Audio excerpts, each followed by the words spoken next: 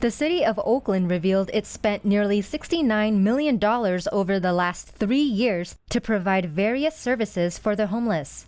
But there are mixed results for finding permanent housing for homeless residents and helping them enroll in benefit programs. According to the audit released on September 19th, the city has not adopted a strategic plan for providing homelessness services during one of the most significant crises in Oakland's history.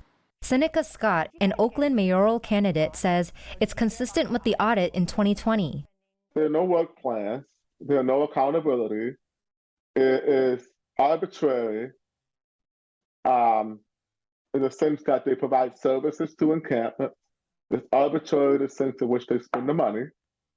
Now, this time, she's able to account for $69 million that went toward housing upwards of 9,000 unhoused people in Oakland. Now, that's more than we have on the streets of Oakland today.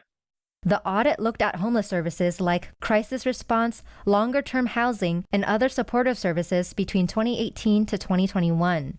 But Scott says no one knows where the money goes or if it really helped the homeless.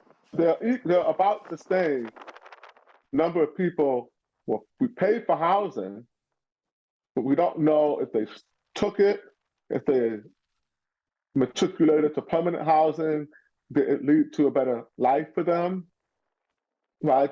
Were they able to free themselves from their addiction, or were they able to get better mentally? With no idea where this money went.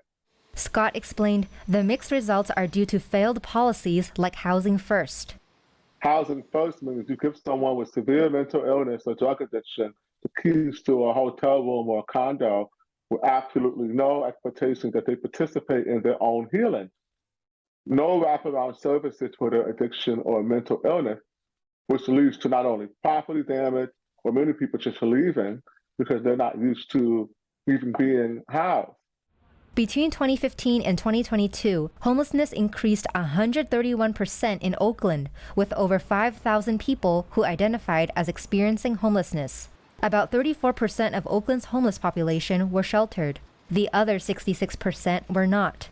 I think that there needs to be a public accountability from the entities and the nonprofits who receive this money to show proof of concept that they've used it to help solve the problem and not make the problem worse. Similarly, the audit suggests a strategic plan to ensure meaningful program outcomes, public accountability and transparency, as well as a staffing review.